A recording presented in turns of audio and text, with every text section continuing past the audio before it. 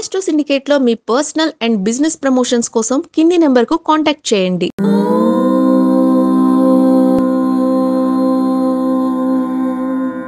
ఓం శ్రీ గురుభ్యో నమః. హరి ఓం. అగజానన పద్మార్కం గజానన మహర్నిశం అనేకదంతం భక్తానాం ఏకదంతముపాస్మహే. అందరికీ నమస్కారం.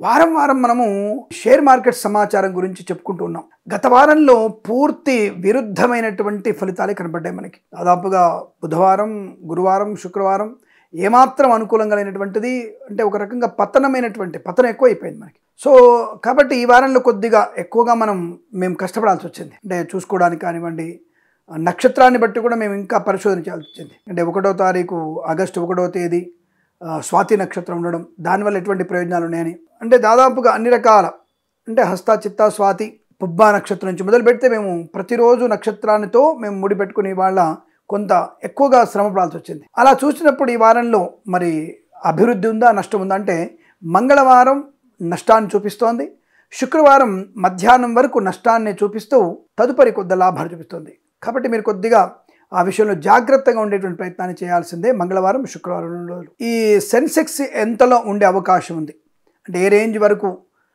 కొనసాగే అవకాశం ఉందని మేము నిశ్చితంగా పరిశీలించినప్పుడు వృద్ధి కొనసాగుతుంది. దాదాపుగా మొత్తం క్లోజింగ్ అయ్యేసరికి, అంటే వారంలో వీకెండ్లో క్లోజ్ అయ్యేటప్పటికీ చాలా మంచి క్లోజింగ్నే చూపిస్తుంది. ఊగిసలాడే విషయంలో అంటే ఎంతవరకు నమోదవ్వచ్చు అనే విషయంలో చూసినప్పుడు 82,184 పాయింట్ల నుంచి 82,700 పాయింట్ల వరకు మనకి సెన్సెక్స్ వృద్ధిని కొనసాగించే అవకాశం ఉంది. సో మంగళవారం పతనమే ఎక్కువ కనబడుతుంది. జాగ్రత్తగా ఉండే అవకాశం చూసుకోవాల్సిందే. ఇతరుల మీద ఎక్కువగా డిపెండ్ అయ్యేటువంటి ప్రయత్నాన్ని చేయకండి. అలాగే ఏ రాశులకైతే బాగుంటుందో వాళ్ళు మాత్రమే పెట్టుబడి పెట్టే ప్రయత్నం చేయండి. మిగతా వాళ్ళు పెట్టుబడి పెట్టకపోవడం మంచిది, గుర్తుపెట్టుకోండి. అనవసరమైనటువంటి దాంట్లో టెన్షన్ పడి ఆర్థిక నష్టాన్ని పొందుకోకూడదు, గుర్తుపెట్టుకోండి. అలాగే మనకి నిఫ్టీ ఎంతలో కొనసాగవచ్చును అనే విషయాన్ని పరిశీలించినప్పుడు 25,300 నుంచి 25,520 మధ్యలో మనకి నిఫ్టీ గణాంకాలు నమోదయ్యేటువంటి అవకాశం కనపడుతోంది. మరి గత వారంలో మనం చూసినప్పుడు, అంటే గత శుక్రవారం చూసినప్పుడు నిఫ్టీ 24,837 దగ్గర క్లోజ్ అయిపోయింది. అలాగే సెన్సెక్స్ కూడా మనకి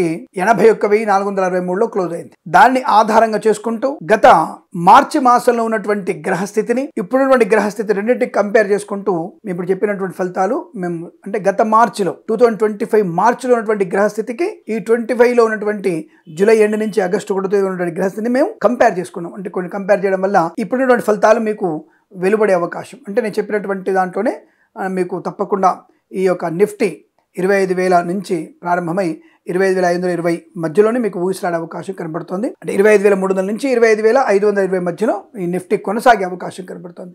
బ్యాంకింగ్ షేర్లలో మీరు తప్పకుండా ఫస్ట్లో ఉన్నటువంటిది HDFC బ్యాంక్, సెకండ్ ఆప్షన్లు SBIకి వెళ్ళవచ్చు. IPOలు అంటే కొత్తగా ఈ సెన్సెక్స్లో కానీ నిఫ్టీలో కానీ నమోదయ్యేటువంటి IPOలు ఏవైతే ఉన్నాయో తప్పకుండా వాటిలో పెట్టుబడి పెట్టవచ్చును. ఒక మంగళవారము, శుక్రవారం తప్ప మిగతా రోజుల్లో IPOల హవా మీకు కొనసాగే అవకాశం బాగా కనబడుతోంది. తప్పకుండా మీరు IPOలలో కొత్త షేర్స్ కొనవచ్చును, లాభాలు పొందుకునే అవకాశాలు బలంగా ఉన్నాయి. అందులో సందేహపడాల్సిన అవసరం లేదన్న విషయాన్ని గుర్తుపెట్టుకోండి. ఇక ఫార్మా ఇండస్ట్రీకి వచ్చినప్పుడు గ్లిమ్ ఫార్మా కానివ్వండి, జీ ఫార్మా అంటారు, జీ ఫార్మాలో మీరు పెట్టుబడి పెట్టవచ్చు, అరోబింద్లో పెట్టుబడి పెట్టవచ్చు, లాభాలు పొందుకునే అవకాశం బలంగా కనబడుతోంది.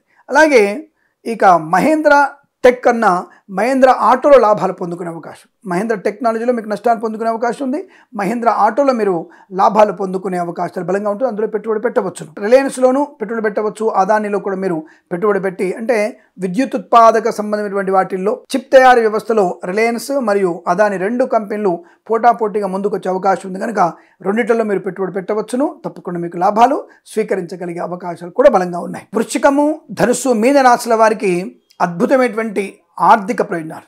అంటే ఈ వారంలో మీరు వృశ్చిక, ధనుస్సు, మీన రాశుల వారు ఎందులోనే పెట్టుబడి పెట్టవచ్చు, లాభాలు స్వీకరించే అవకాశం బలంగా కనపడుతోంది.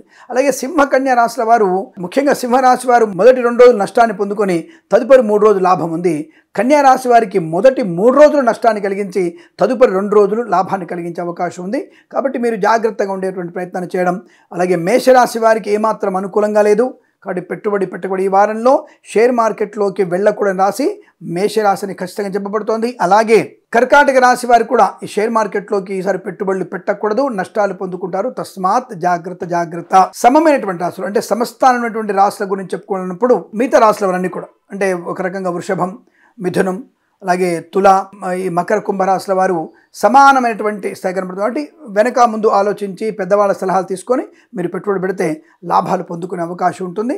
కాబట్టి నేను చెప్పినట్టుగా ఏ రాష్ట్రం వరకైతే ప్రమాదం ఉందో వారు పెట్టుబడి పెట్టకుండా ఉండి మంచి ప్రయోజనాన్ని పొందాలని. ఏదేమైనా ఆర్థిక అభివృద్ధి మన పురోగతి, ఆర్థికంగా బలంగా ఉన్నప్పుడే అన్ని రకాల శుభయోగాలు పొందుకుంటాం. కాబట్టి ఈ చెప్పినటువంటి సూచనలు సలహాలు స్వీకరించి మీ యొక్క అనుభవాన్ని అలాగే పెద్దవాళ్ళ సూచనలు తీసుకొని గత వారం, గత మాసం, అంతకుముందు మాసాన్ని మీరు అన్నిటి కూడా సమాంతరంగా వాటి గురించి తెలుసుకొని మీరు షేర్ మార్కెట్లో పెట్టుబడి పెట్టాలని కోరుకుంటూ, దానివల్ల మంచి ధనయోగం పొందాలని కోరుకుంటూ, సర్వే జనా సుఖినో భవంతు. ప్రేమతో మీ కిరణ్ శర్మ.